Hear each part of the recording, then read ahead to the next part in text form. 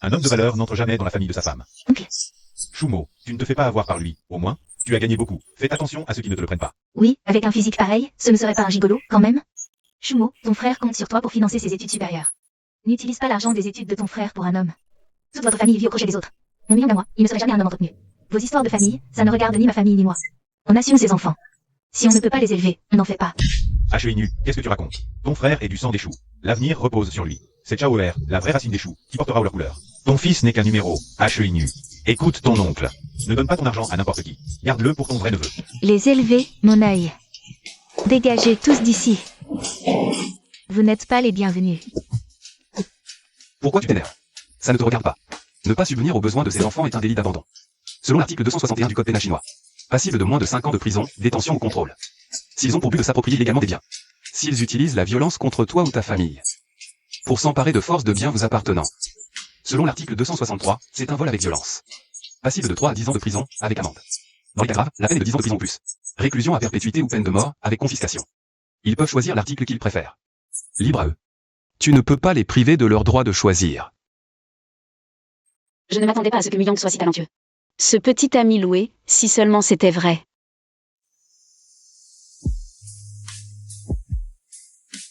Je m'appelle Shumo, je gagne 1 million par an. Je suis le cliché parfait, belle, riche, mais célibataire endurci. Fille unique, on craint que la lignée s'arrête. Mes parents ne font pas de favoritisme, ils m'ont toujours choyé. Diplômée depuis des années, et le mariage? N'en parlons pas. Je n'ai même pas de petit ami.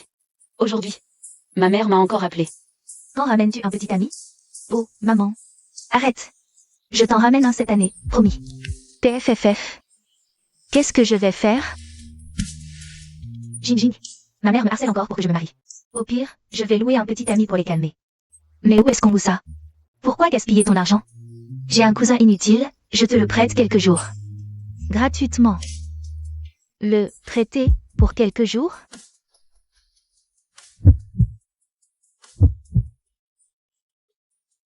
À quoi je pense, moi? Au fait, Shumo, mon cousin est justement au café en bas. Allez vous voir. J'ai un truc, je raccroche. Quoi? C'est si soudain.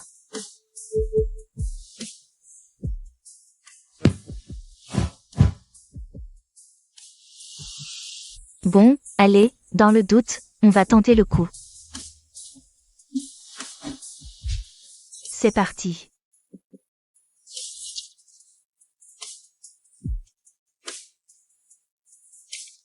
Cousine. Muyang, tu es bien au café, c'est ça? Ouais. Tu as vu le message que je t'ai envoyé? Le truc dont je t'ai parlé l'autre fois. Ma copine de fac, Shumo, tu te souviens? Sa famille la harcèle pour qu'elle se marie. Je lui ai dit que tu étais un cousin inutile, que je te prêtais.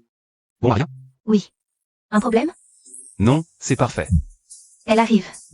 Ne lui déverse pas toute ta vie dès le premier mot. Contente-toi de jouer le jeu. Compris. Muyang, ne le fais pas fuir, surtout. T'inquiète.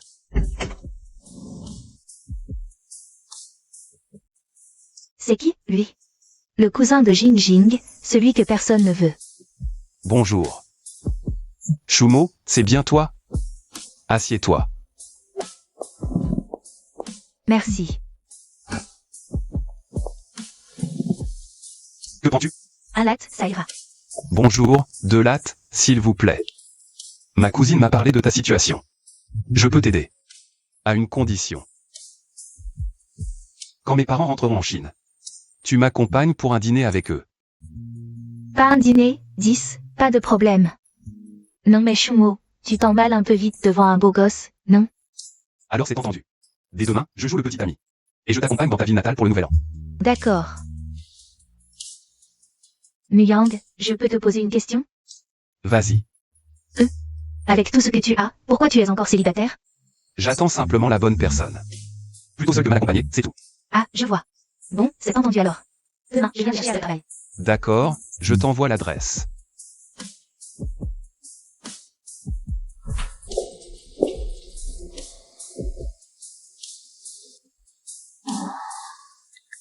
Fin de journée? Oui, je sors à l'instant. J'arrive te chercher. D'accord. Fais attention sur la route. Je t'attends.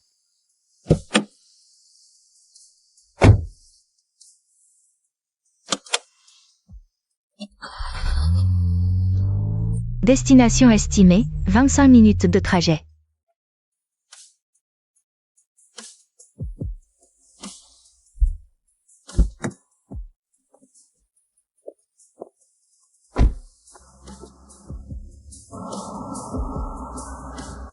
On y va? D'accord.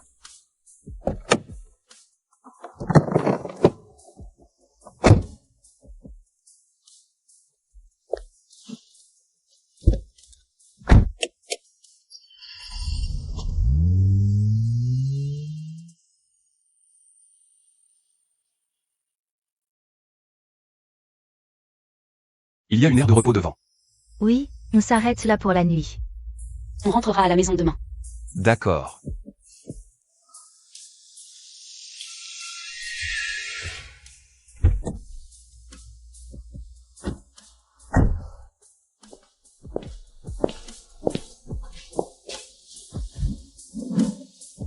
Parle-moi un peu de toi. Je ne peux pas arriver chez moi sans rien savoir de toi. Que veux-tu savoir? Les bases. Combien dans ta famille, ce qu'ils font. Où tu as étudié, tout ce qu'on pourrait vérifier doit correspondre. Mon père est un pro des interrogatoires. J'ai émigré avec ma famille au lycée, université à l'étranger. Master en France, puis retour. Maintenant, consultant technique dans l'automobile. Ta personnalité? Plutôt casanier. Plein de passion, je touche à tout. Âge? 25 ans. Pourquoi? Rien. J'en ai 28. Je sais. Je suis plus vieille de 3 ans. La femme plus âgée, c'est un trésor, dit-on. Le problème, c'est comment faire croire à mes parents qu'un homme comme toi pourrait me choisir. Et en plus avec l'intention de se marier? Ils le croiront.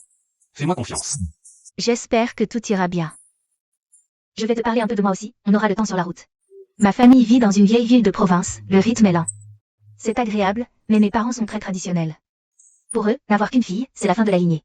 Donc leurs attentes pour un gendre sont au maximum. Quand tu arriveras, ne sois pas effrayé par l'enthousiasme. Oui, pas de problème. Allez, courage.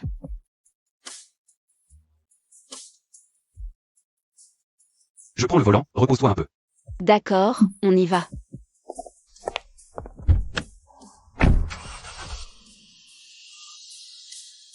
Après un long voyage, on arrive enfin. Regarde, à l'entrée du village, il y a même une arche décorative. Rouge et scintillante, on la voit de loin. À chaque fête du village, ou quand il y a un heureux événement, les habitants installent ces arches pour célébrer. Plus il y a d'arches, c'est impressionnant. Je présentais avec enthousiasme à Muyang les belles traditions de notre village. Mon sourire s'était éteint net. Sur l'arche, il y avait une inscription en lettres dorées. Bienvenue à notre fille Shumo et à son petit ami pour les fêtes. Ma première réaction, mes parents viennent de me couvrir de honte. Est-ce qu'on peut encore faire demi-tour? Trop tard. Parce que je viens de voir ma propre mère, juste devant. En descendant, elle m'a complètement ignoré, les yeux brillants, se dirigeant droit vers le siège du conducteur. Maman, maman. C'est Muyang, ai-je présenté, gênée, à Muyang qui venait de descendre. Bonne année, madame. Bonne année, entrez vite, asseyez-vous. Ma mère, en voyant Muyang, a eu l'air de voir le dieu de la fortune en personne. Elle l'a chaleureusement entraîné à l'intérieur. Il a failli s'échapper. Maman, les affaires. Débrouille-toi, a répondu ma mère sans même se retourner. Je contemplais le coffre plein, plongé dans une profonde réflexion. Heureusement que Muyang n'est pas aussi inhumain que ma mère. Il est revenu m'aider à porter les sacs. La scène qui a suivi, c'est que mes parents, en voyant Muyang, ont eu l'air de retrouver un fils perdu depuis des années. Il ne manquait plus que les embrassades et les larmes aux yeux. Moi, j'avais l'air de la petite maîtresse laissée complètement de côté, encombrante. Mais je dois admettre, le divertissement de Muyang était impressionnant. Pas une once d'impatience ou de mépris.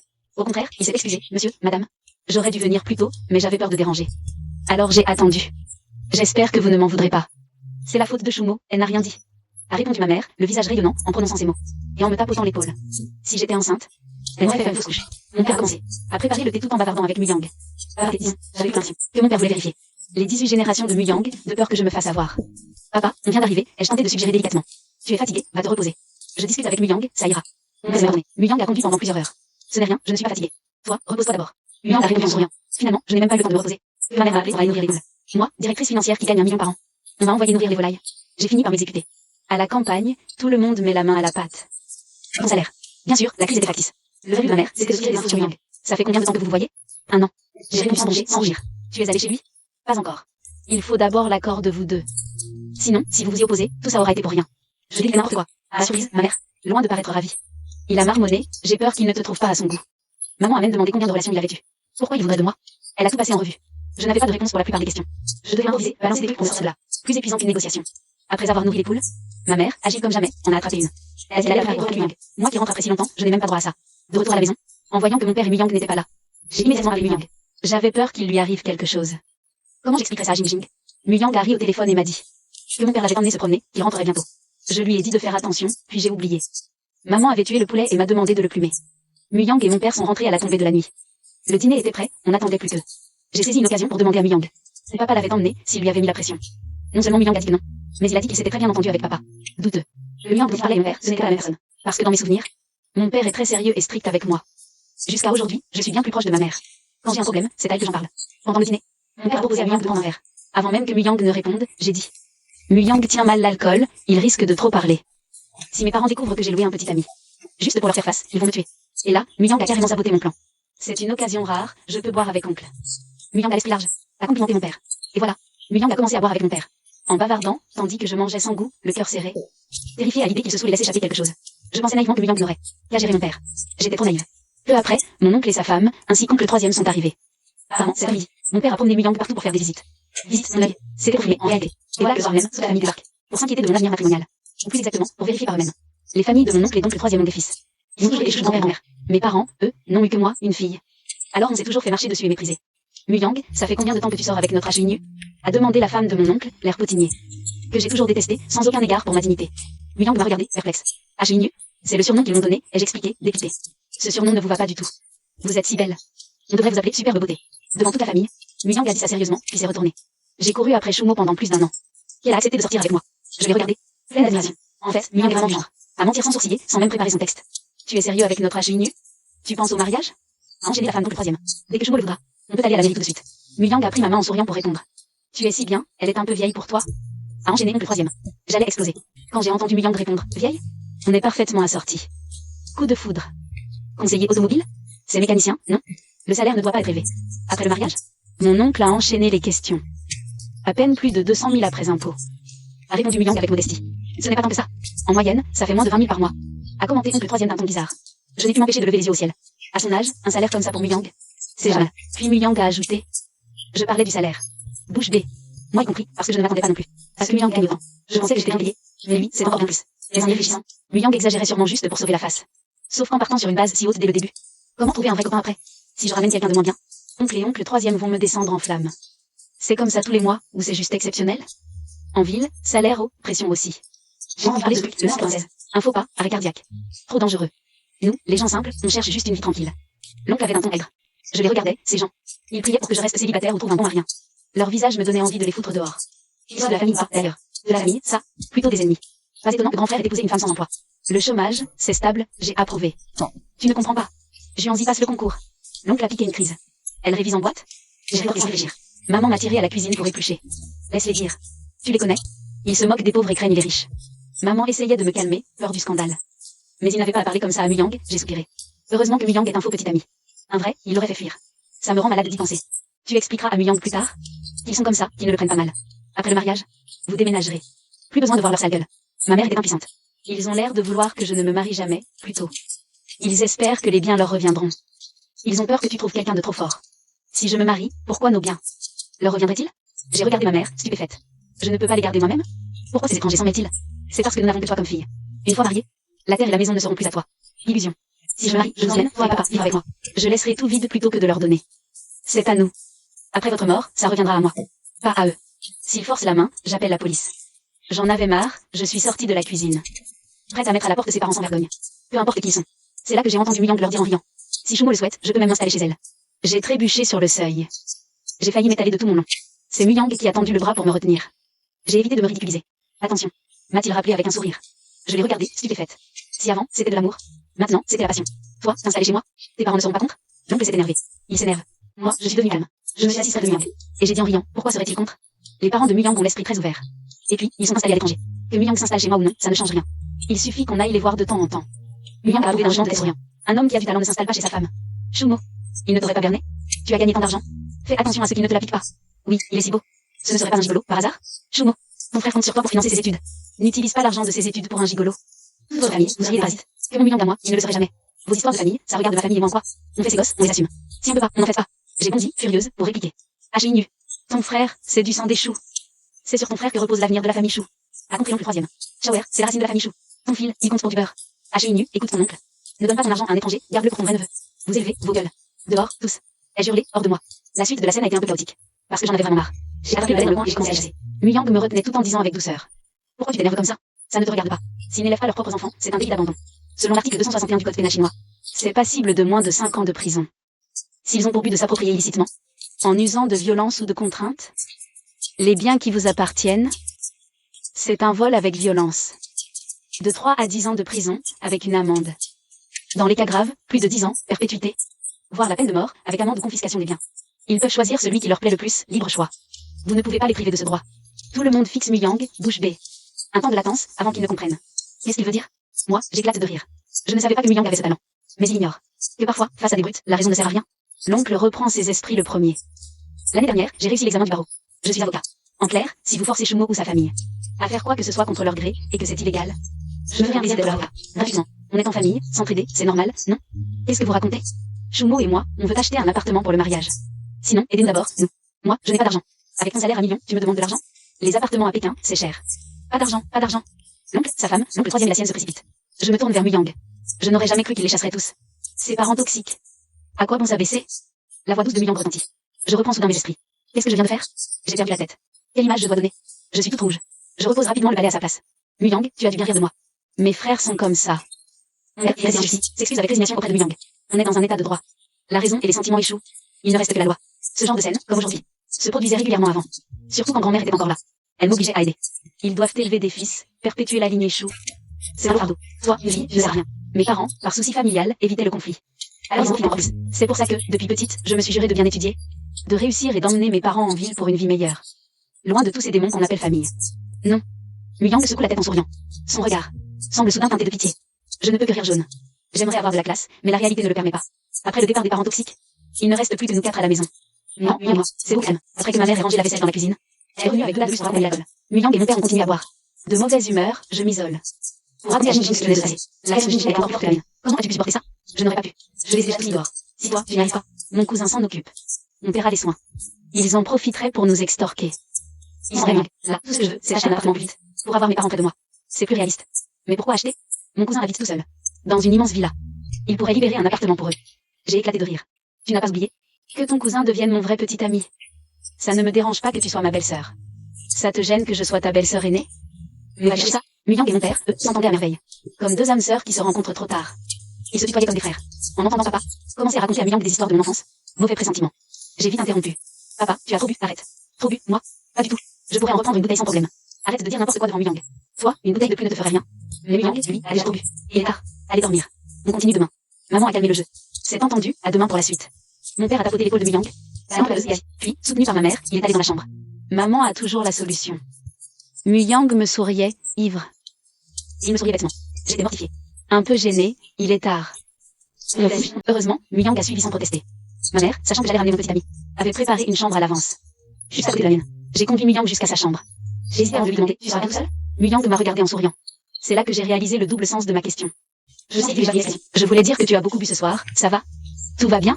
Alors repose-toi bien, je ne te dérange plus. Après avoir dit ça, je suis sortie de la chambre. Je suis retournée dans ma chambre. La première chose que j'ai faite, c'est d'appeler Jinjing.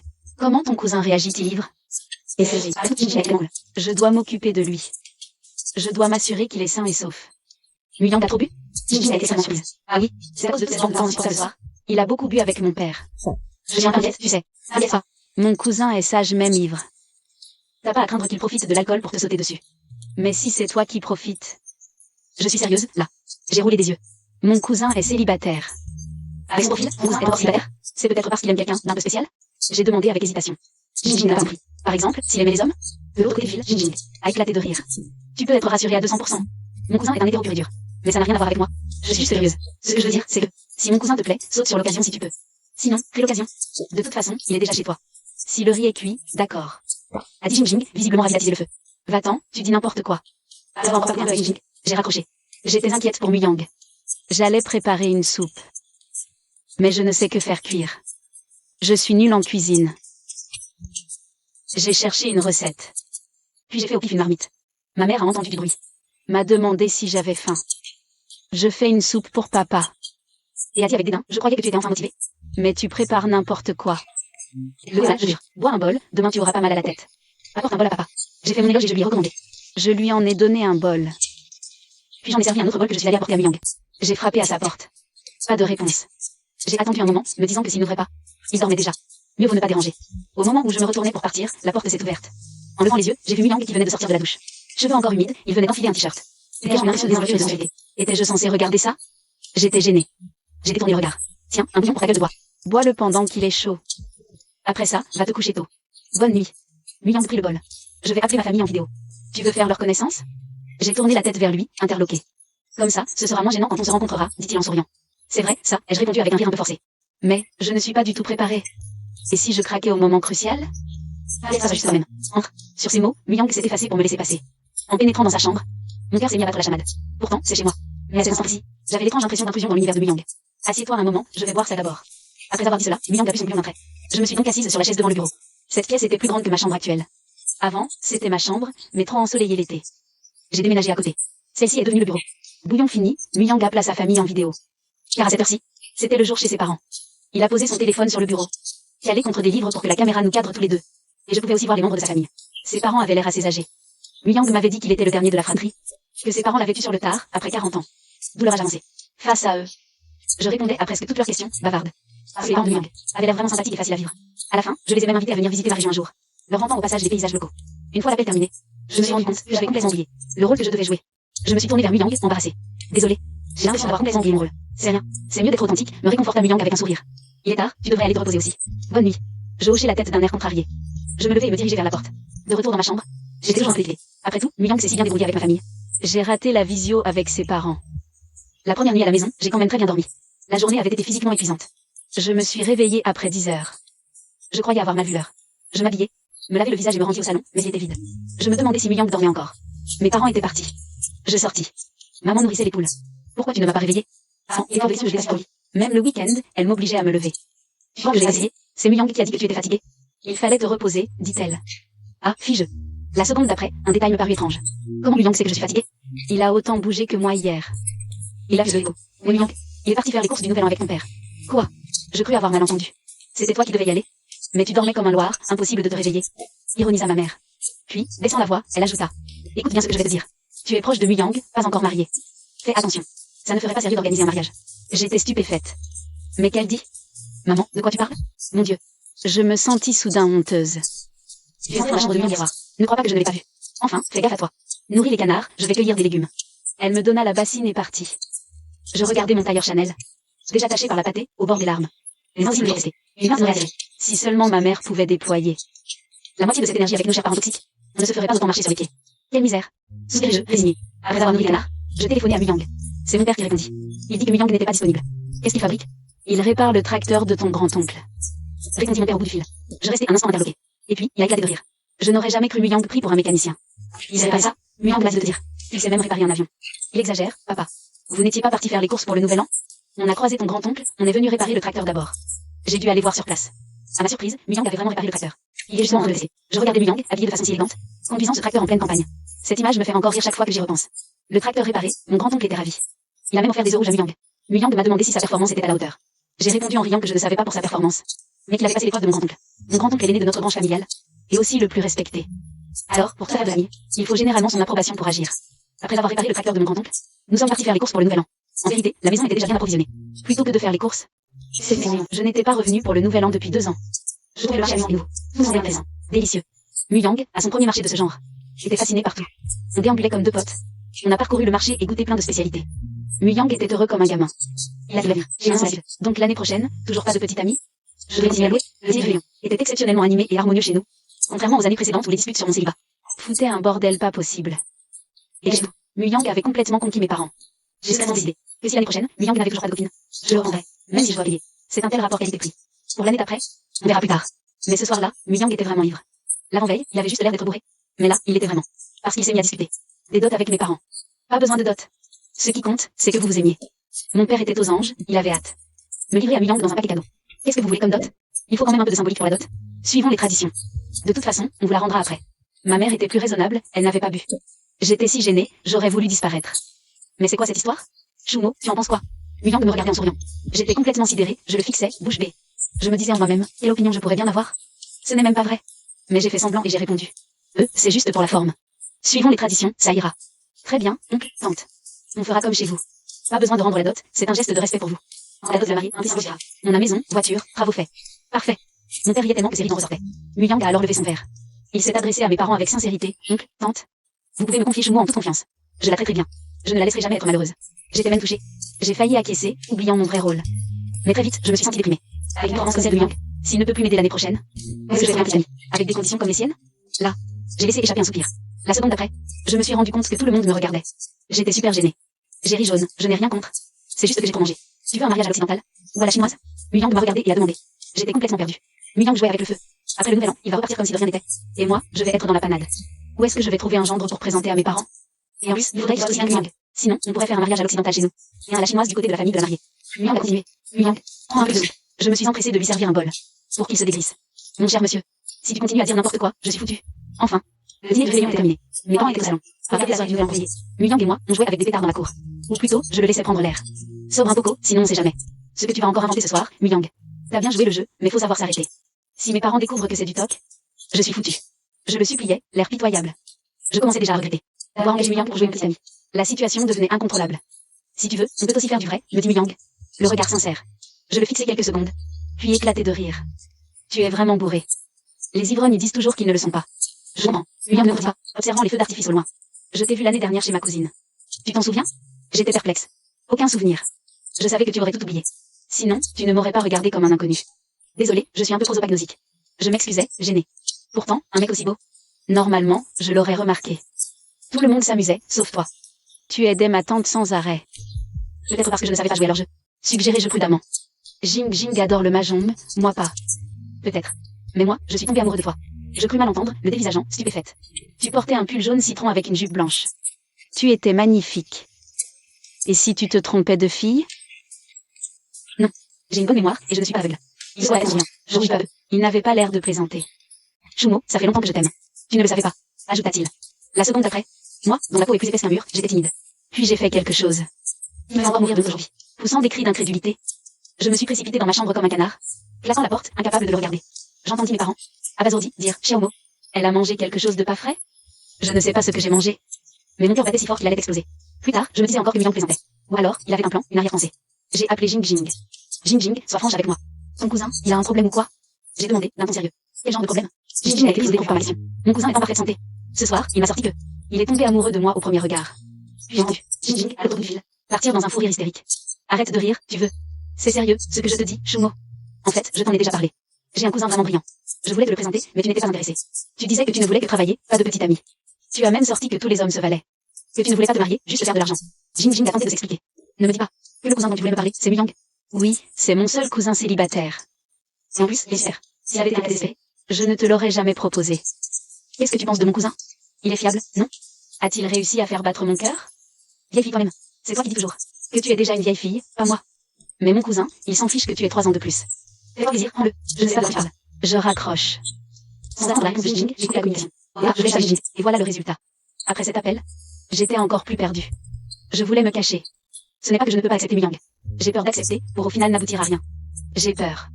On frappe à la porte. J'ai demandé, un peu agacée. Aussitôt dit, je me suis sentie idiote. À la maison, à part mes parents, qui d'autre ça pourrait être? Ta tante dit qu'il est minuit, on va tirer des feux d'artifice. Elle demande si tu veux les voir. Muyang était là. Sa voix douce. On n'a pas encore interdit les pétards ici. Donc chaque année, puis la minuit le soir du réveillon, chaque maison tire ses feux. C'est magnifique, spectaculaire, et très animé. Je mets une écharpe et je sors. J'ai trouvé cette excuse pour répondre. Après avoir traîné un moment, j'ai attrapé une écharpe et suis sortie. À ma surprise, Muyang m'attendait toujours devant la porte. Mon visage s'est immédiatement empourré. Je n'avais absolument pas le courage de regarder Muyang. Avant, je ne me pensais pas aussi timide et craintive. Je ne m'attendais pas à être comme ça devant Muyang. Pourtant, je me comporte comme une ado qui découvre l'amour. Je reste plantée à l'entrée de la cour, à regarder dans le ciel. Feux d'artifice éblouissant illuminant la nuit. Tu veux faire un vœu pour la nouvelle année? Muyang se tourne vers moi et demande. On peut faire des vœux avec des feux d'artifice? Si ton cœur est sincère, tout est possible. Que ce soit un feu d'artifice ou une étoile filante, c'est vrai. Muyang répond avec un sourire. En voyant son sourire chaleureux. Je croise les mains, ferme les yeux, j'y crois presque. Et formule un vœu en silence dans mon cœur. Si c'est possible, donne-moi un petit ami parfait cette année. Un comme Muyang, ça me va, je ne suis pas difficile. Une fois mon vœu fait, je baisse les mains. Et me tourne vers Muyang. À ma surprise, mon regard croise le sien. Pas du tout préparé, je suis prise de panique. Je détourne vite les yeux, et j'entends alors Muyang me demander d'une voix amusée, Shumo.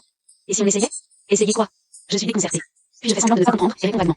C'est la première fois que je suis sérieuse. J'ai peur que Muyang me taquine. Mais aussi qu'il ne taquine pas du tout. Veux-tu être ma petite amie? Je le regarde, stupéfaite.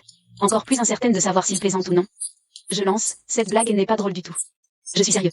Veux-tu être ma petite amie? Muyang repose la question, et sa voix semble même un peu tendue. Un autre feu d'artifice explose dans le ciel, à l'image de mon cœur qui vient de s'embraser. La tête me tourne. Quels sont les avantages d'être avec famille? Je demande, en essayant de garder mon calme. Comme ça, tu n'auras plus. Je pourrais t'accompagner chaque année pour le nouvel an. Je roule des yeux, exaspéré. Je voudrais qu'il arrête avec ça. Si mes parents entendaient. Mais avant de le gronder, je ne peux m'empêcher de sourire. Si j'accepte, tu ne seras pas payé pour ce coup-ci, je dis à moitié en plaisantant. Pas besoin de payer. J'apporterai même la dot. Muyang me prend la main et répond aussitôt. Ah ah ah. J'éclate de rire. Dire qu'il ne comprend rien, et pourtant il connaît le mot dot. Il ne sait pas que c'est la femme qui apporte la dot. À moins qu'il ne veuille être un gendre chez sa belle famille. Face à ce Muyang, à la fois adorable et séduisant. Pourquoi pas? On essaie. Qui a peur de qui? Je retrouverai la responsabilité en lui.